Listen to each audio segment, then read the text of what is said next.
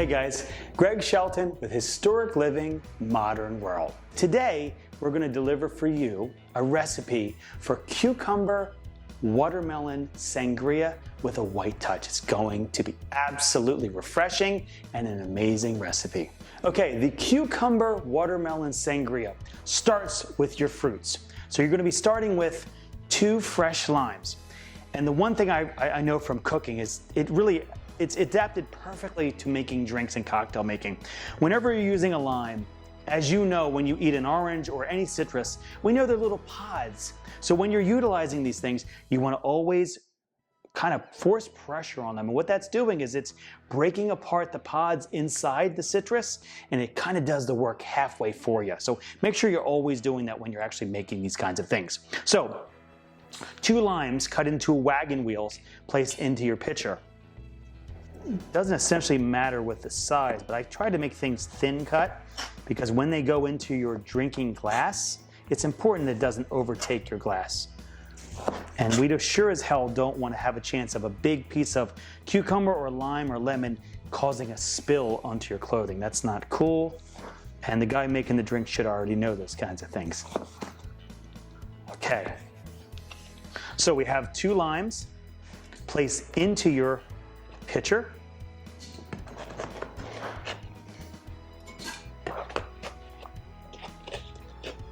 Okay, so we have our limes in the pitcher. Now we're going to, the cucumber is really going to be amazing for this drink, and it's really going to add a natural flavor to it. And we know that the cucumber is probably 90% liquid, so it is just going to macerate in with the other ingredients and just make an interesting level to this drink. So we want to cut these cucumbers thin so they are easily macerated in with the other fruit. Now, I have to stop here because as you can see, this paper thin cut, which to me, you can only get from a Japanese knife. If I had a nickel for every time someone asked me about what knives I use, I could go on for days about it because everyone that knows me knows I love handmade things and it's worth the extra money, and I'm always going to be an advocate for those kinds of things. But I use only Japanese handmade knives from blacksmith from Japan. These knives are not only beautiful, but they're just amazingly in their abilities to cut fine things. This is handmade by a blacksmith in the Takafu Knife Village, which I could go on, and we're going to do a separate segment on Japanese knives, trust me. Before it's over, you're going to be buying only Japanese knives. If I have anything to do with it, that's what you'll be doing. But these things give you almost a sword-like experience, and it's amazing. So, okay, so we're getting the watermelon out, and then we'll be measuring that, and that's going to go right into our pitcher. So you can tell that we're really looking at a nice chunks, and again, a good sangria is really about the fruit. That's really the driver, because everyone remembers when they eat sangria or drink sangria, you're eating the fruit, but you're also drinking the wine and the emulsion that's created from the drink. If you look at this, it's a beautiful experience just in a pitcher, in a glass pitcher. And that's why I wanted to slow down and show you this, because people tend to rush through these things. But if you look at the natural ingredients and the color that you're getting, it's already beautiful. So you have your limes in there, you have your cucumbers, and you have the pulp or the meat from a fresh, locally grown watermelon. You cannot beat. This drink is going to be absolutely a killer summer drink. Okay, everyone knows one of my favorite things is always using mint in a drink. It's refreshing and has a peppery smell and a feeling that's just unbelievable. So in this drink recipe, we're going to use 25 mint leaves to be added right off our plants. 2, 3, 4, 5, 6, 9. Again, this will not affect the drink if you add too much, but do it to taste. And if you're a mint lover, you'll know how much you can take and what you like. Okay, so we're going to go with the juicing now. So we're going to do the juice for our limes. Okay, we're going to be using a 1/4 cup of lime juice. Boy, I love lime. Lemon and lime are just amazing. I'll never forget my mom used to make homemade lemon pies, and man, it was just unbelievable. So, 1/4 cup of fresh lime juice, fresh squeeze. Do not use concentrated. If you get anything from this show or other people that make mixologist type drinks, they never use anything concentrated like this. Don't be lazy. Make sure you do your own goods there. So lime juice in. So we're also going to be doing a 1/4 cup of fresh honey. And as a beekeeper, everyone knows there's nothing better than fresh honey. We are in the summer, so most beekeepers' honey, although it be varietal or wildflower, it's usually a lighter honey than you would get in the fall. Not that it matters, because all honey to me is great. But as a cook or chef, a mixologist, you kind of wing this. Honey to me is special for this drink and what's in this pitcher. So ultimately, we're just going to wing the honey because I think that about a 1/4 cup is going to be good. Sweeter can always be good too. I would say that's about a 1/4 cup. Look at that! Wow. So a 1/4 cup of fresh honey in. Ooh, that's great honey.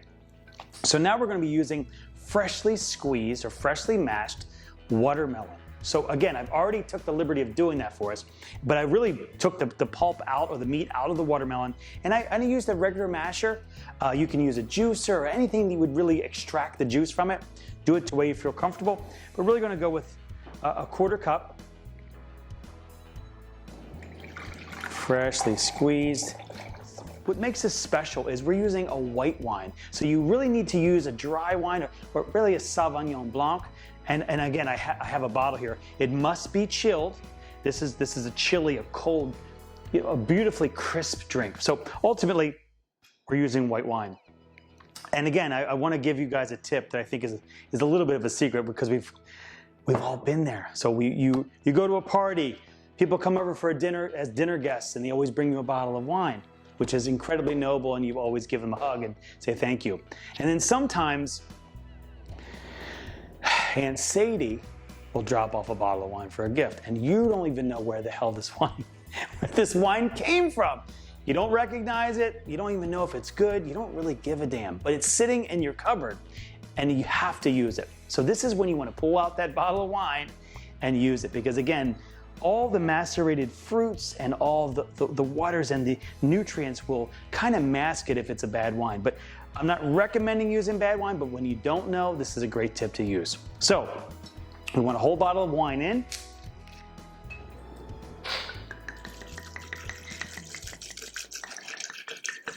Sorry, Aunt Sadie.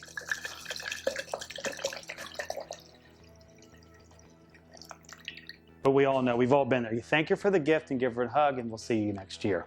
So wine in. And again, what we're going to be doing is, it's important to incorporate all these flavors because this pitcher is going to go in the refrigerator for about 2 hours. So one quick stir will bring the vegetables and the fruit up to the top of the level here.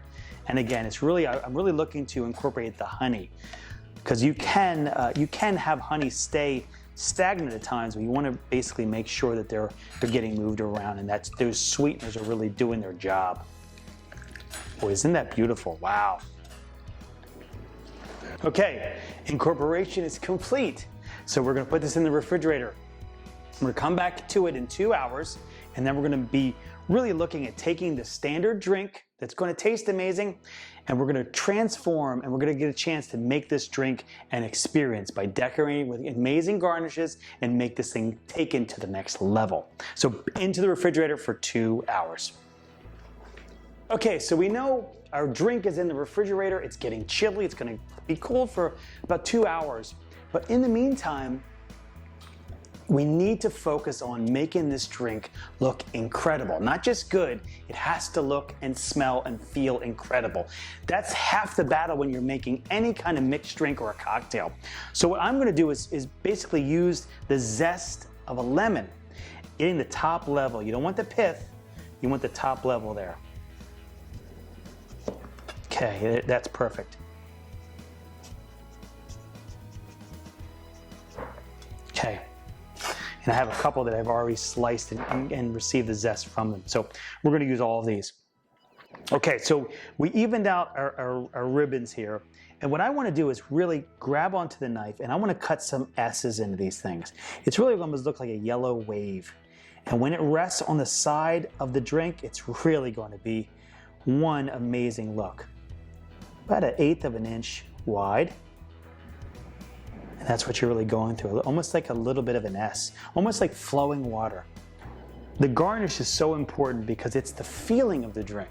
It might not go into the taste, but when that customer or your friend gets the drink and you smell the mint and you smell the essence or the oils of the lemon, they're going to be taken to another world. And that's really what this is. If you care about what you're doing, you're going to go that extra mile, and I recommend you try to do it at least. A great attempt is better than nothing at all, I can guarantee you. Your friends will appreciate the effort. You always want to make sure you cut a little line in half of it so it sticks at the end of the glass, or tries to. So you have your ribbons, your little S ribbons. So these are going to be used as a garnish, and they're going to be sitting at the edge of your glass for your cucumber watermelon sangria. Nice and icy cold. Now sangria normally doesn't use ice, although you can use ice if you feel like a crushed ice or something along those lines, but you don't really need it because you can tell the pitcher's cold, the contents are cold, it's really ready to go. What we want to finish it with carbonated water. That's really going to give this drink the body that it needs to continue.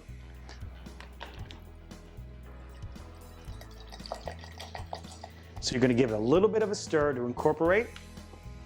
Oh, look at the carbonation in that. Does that not say summer? Oh my gosh. Wow. That is a real sangria, my gosh. Okay, so you're going to use your glass, okay, a nice tall glass. You can use any kind of glass that you like, but I like the idea of having a tall glass because you really want to see what's inside a sangria. And again, we really spent some time using some interesting ingredients, and you want to show those off to your customer or to your friend or to the people at your party.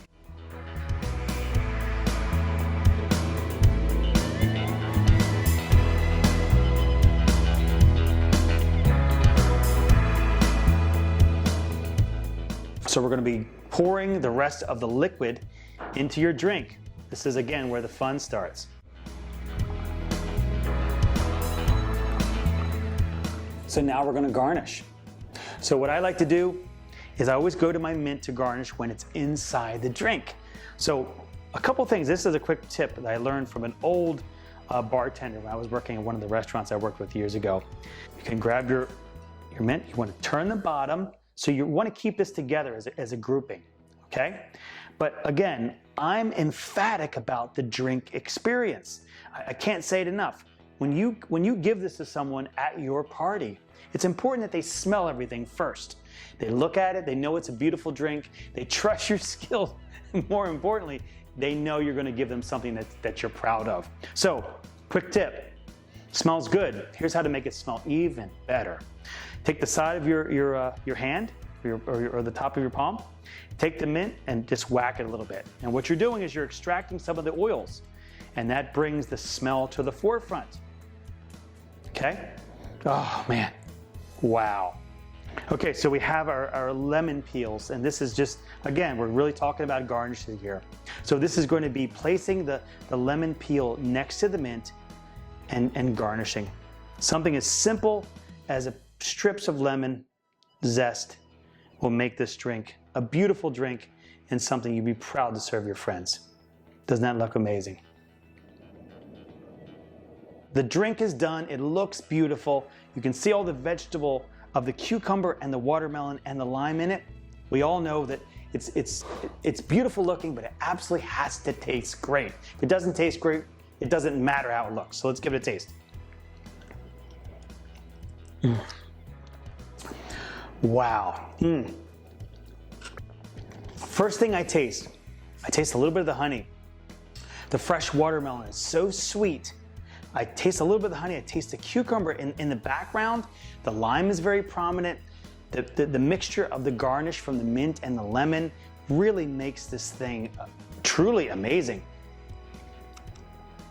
This drink looks unbelievable. It tastes unbelievable. And I have to say, I'm really proud of this recipe, and I can't wait for you to make it because I think you're going to love it. This is Greg Shelton with Historic Living, Modern World. And remember, whenever you try to do something, make sure you do your absolute best to move people. Cheers.